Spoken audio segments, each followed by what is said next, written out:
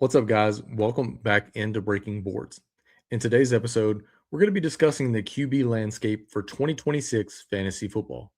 We're not just going to be discussing ADP, and we're also not going to discuss who are the best QBs in the league. What we are going to talk about is we're going to talk about who's being drafted way too early and who presents massive value for you in your fantasy league in 2026. This is the type of video that could swing things for you majorly in your fantasy drafts in 2026. I've already done a number of paid leagues, and I'm going to give you three guys, ADP adjusted, who are values, and three guys who are QB traps headed into your drafts. Also, if you're interested in my full 2026 draft rankings for Best Ball, for DraftKings, or for Underdog, or if you want my yearly rankings as we open up ESPN, drop me a comment down below. Let me know you're interested in the rankings, and I'll get you hooked up. Glad you all could be here. Without further ado, let's jump into the breakdown. 3 QBs to fade, 3 QBs to target for your drafts in 2026. All right, let's start with one of the most interesting QB traps for your 2026 drafts. And we're going to throw this out there. It's Jacoby Brissett for the Arizona Cardinals. Right now, Brissett is coming off the board around pick number 156 in drafts. And in my rankings, I currently have him all the way down at pick number 187. And the reason for that is kind of tricky because of what he just did in 2025. He absolutely played out of his mind in Arizona, averaging 17.82 DraftKings fantasy points per game. But here's the problem. That season doesn't exist over his career. Before 2025, Brissett had never averaged more than 12 fantasy points per game in any season. During the 2025 season, Arizona was basically the fantasy lab for production. You had a coaching staff that basically knew they were on their way out, so they weren't conservative at all. They were throwing the ball nearly every down. I mean, most weeks, Brissett was averaging over 50 attempts per game. The running back room was completely unstable. Multiple injuries all season long. And defensively, they were just a mess. The entire unit was just forced into constant negative game scripts, which led to more passing for Brissett and this Arizona offense. Now fast forward to 2026, and Arizona is already telling us who they want to be. They bring in Tyler Algier from Atlanta to be a goal line presence and an early down stabilizer. They used the number 3 pick in the draft to draft the highest drafted ever running back in Jeremiah Love. And the biggest shift might not even be just on offense. It may just be organizational. This is a team that's going to look to stabilize things after a few years of being less than optimal. This is a team that also used a third-round pick on Carson Beck. And Beck is not your typical developmental rookie. He's an older prospect. He's entering the league at age 24 or headed into his age 24 season. He was in the same recruiting class out of high school as CJ Stroud and Bryce Young, if that helps to put things into perspective for you. So the question is not really if Beck is going to play in 2026, it's when. And this is where Brissett becomes increasingly dangerous in fantasy for 2026 season. If this offense were to regress to a more balanced identity and a rookie quarterback starts pushing for reps, you're looking at a situation where Brissett could lose his job early, and especially earlier than he's being drafted currently. I think people are expecting him to start maybe 8 to 10, 12 games this season, but what if he only starts 4? He's currently being overdrafted for me by about 30 slots, as we talked about earlier, and I'm not high on Brissett where he's going off the board.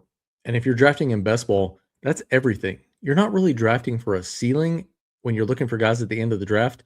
You're more drafting for availability. A quarterback who gives you spike weeks doesn't really help you if he's also giving you zeros in the fantasy playoffs. So for me, at his current ADP, Jacoby Brissett is just a stay away. The 2025 production was real, but it was environment driven, not skill sustainable. And when we look at the likelihood of a rookie quarterback pushing him for playing time, this becomes one of the most avoidable QB traps for us in 2026.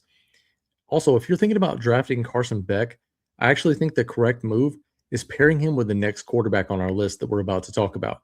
Because if you want insurance for this Arizona offense, you can get your insurance, but you need to back it up with a significant ceiling starter. And we're just going to talk about one in just a second. All right, let's move on to QB number 2 on our list, and this is QB to fade number 2. And I want to make this clear up front. This is not about Caleb Williams, and this is not a talent issue. In fact, we actually saw some real growth under year 1 of Ben Johnson and the new staff in Chicago. There's also a very real chance that we see another step forward in 2026 with the supporting cast that's on hand.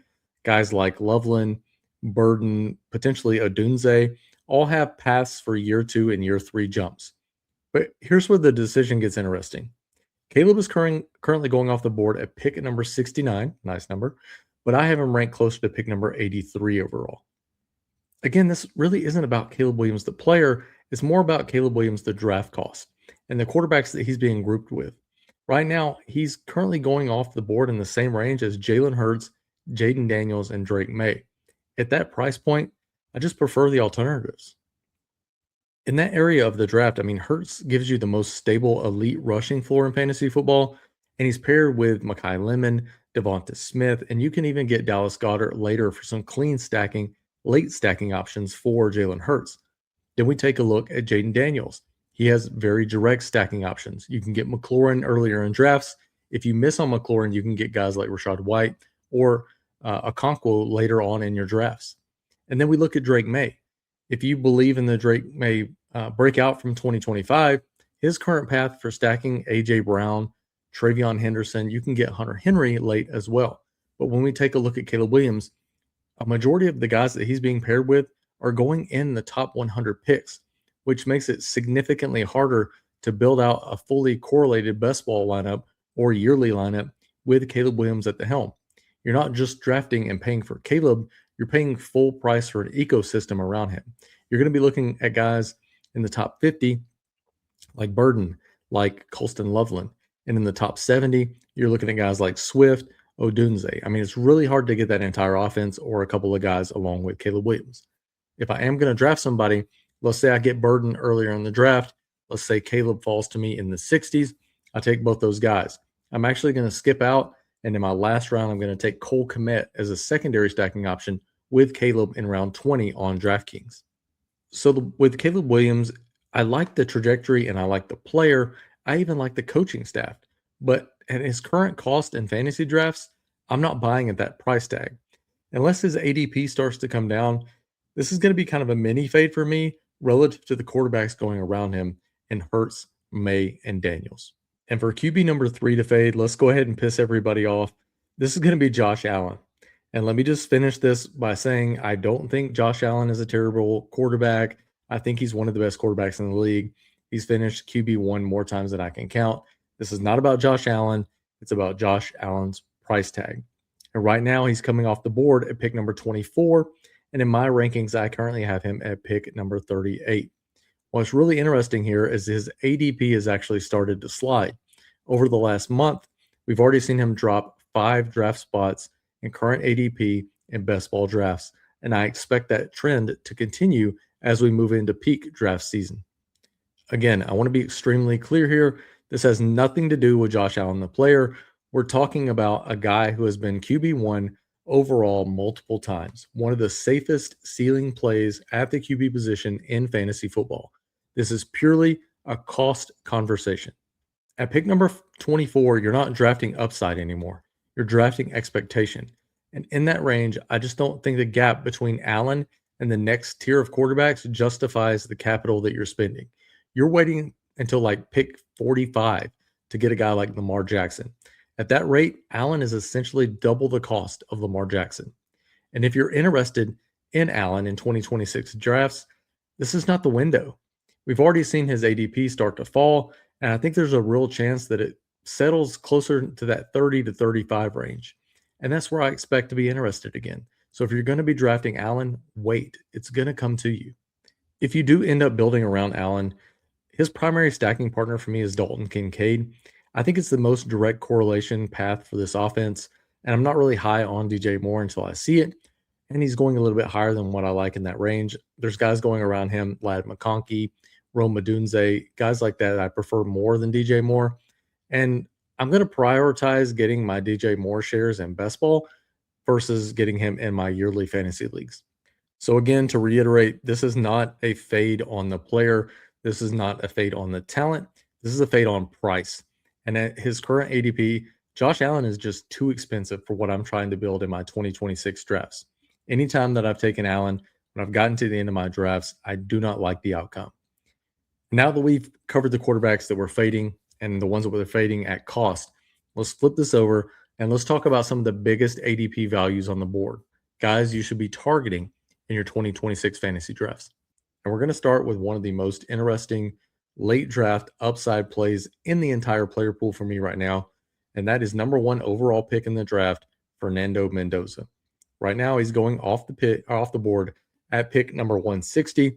In my rankings, I currently have him around pick number 143. The first thing to understand is that you're drafting the number one overall pick in the NFL draft. You're not drafting some developmental flyer. You're drafting an organization's centerpiece. They took this guy with a number one pick in the draft. And the environment in Vegas is extremely interesting for fantasy in 26. You've got a condensed passing structure, clear stacking access that stays affordable late into drafts. If you land Genty, you can also pull Bowers early in draft, which would be an ideal build for your Mendoza drafts. But even if you miss out on those top pieces, there's still viable stacking options later on in the draft with Jalen Naylor or Trey Tucker. I also like the builds where I get Genty early and I get Mendoza late. And then in round 20 on DraftKings, I don't mind taking Michael Mayer to finish out the double stack. And from a projection standpoint, I'm expecting Mendoza to take over around week 8, potentially in the matchup at the New York Jets. So if you're not drafting a season-long backup, you're drafting a second-half starter with spike week potential later on in the playoff weeks. What really makes Mendoza special is he really stands out at cost. He literally fits every build. If you go QB heavy and you take someone like we just talked about in Josh Allen, then Mendoza becomes an elite QB2 later on in drafts. If you're building around Kyler or another mid-tier QB, he's the perfect late-round addition to a 3 QB room. Even more aggressive builds where you already have invested in your strong QB room, he still fits as a third lottery pick. You can get guys like Kyler, Jordan Love, and then finish off QB3 with Fernando Mendoza. We should also consider the coaching change for the Vegas Raiders. Vegas moved from a more defensive-minded head coach in Pete Carroll, a guy who's had some really great years as a head coach, probably a Hall of Famer, but is a bit past his prime.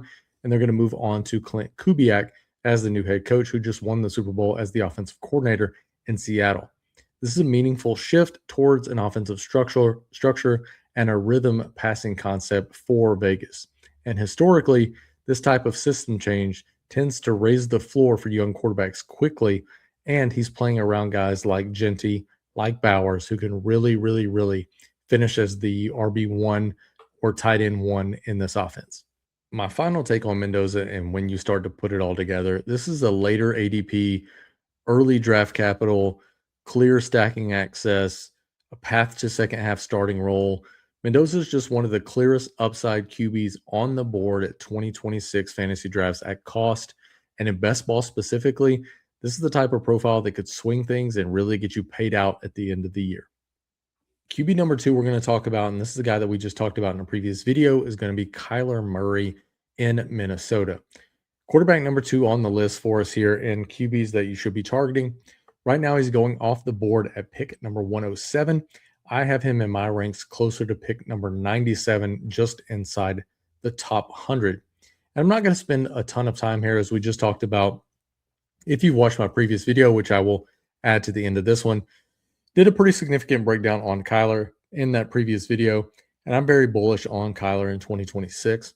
But to hit some of the key points that we talked about in that previous video, this is arguably the best offense in the offensive setup, especially for Kyler in his entire career.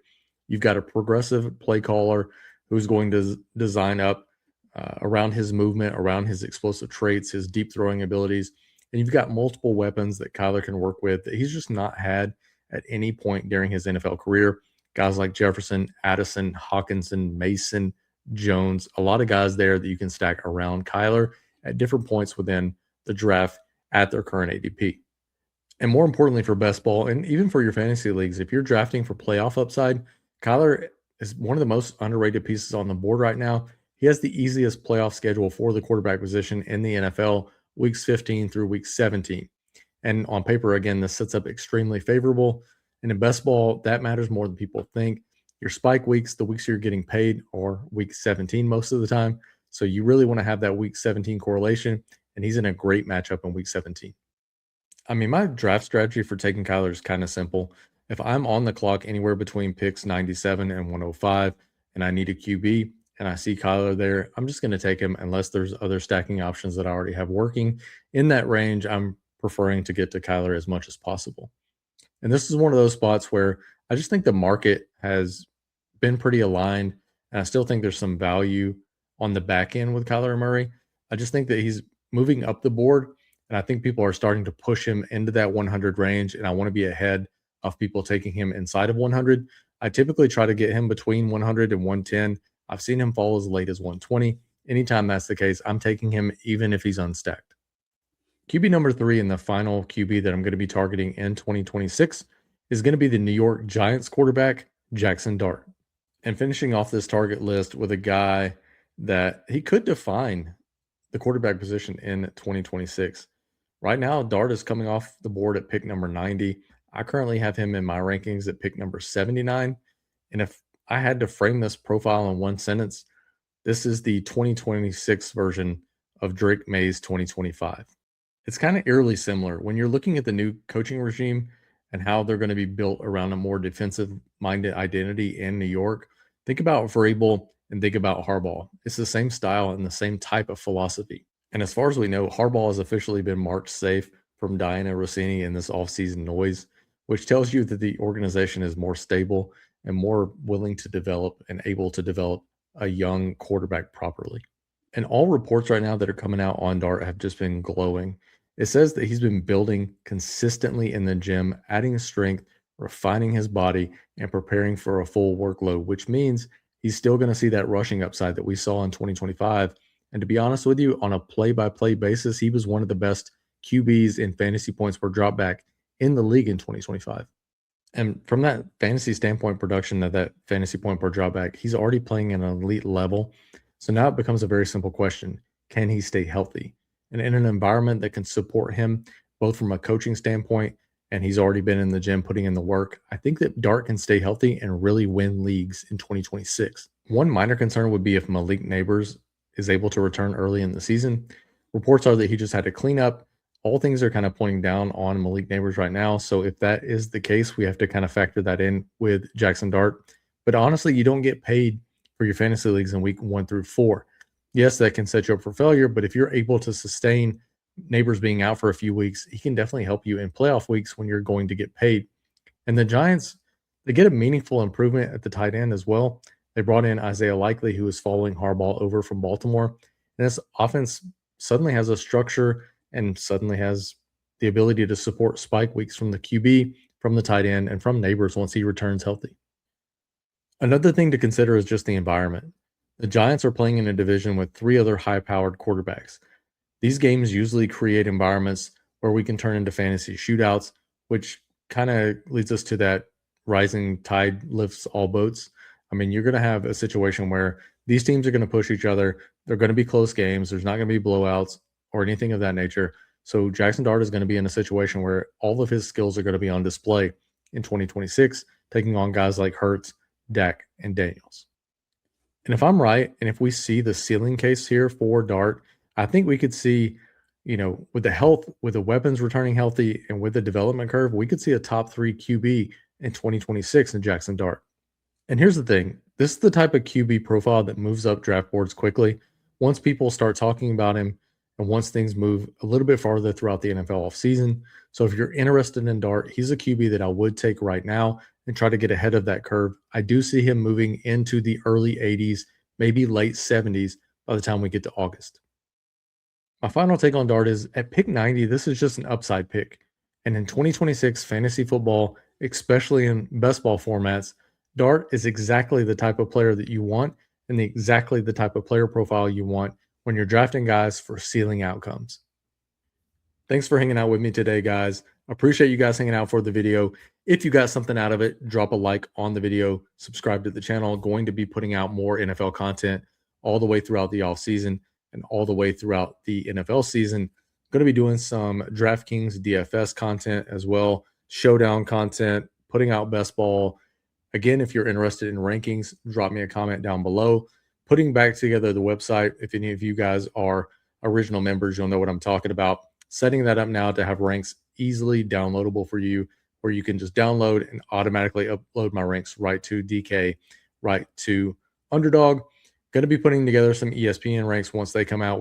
I just obliterate the ESPN rankings. I'm so far significantly ahead of them. When their draft ADP comes out, I'm going to give you guys some bangers and some guys that you can take advantage of. So if you're interested in that, that will be available as well as soon as it comes out. Again, hopefully you guys are having a good week. Recording this on Monday, May the 18th. So just getting started.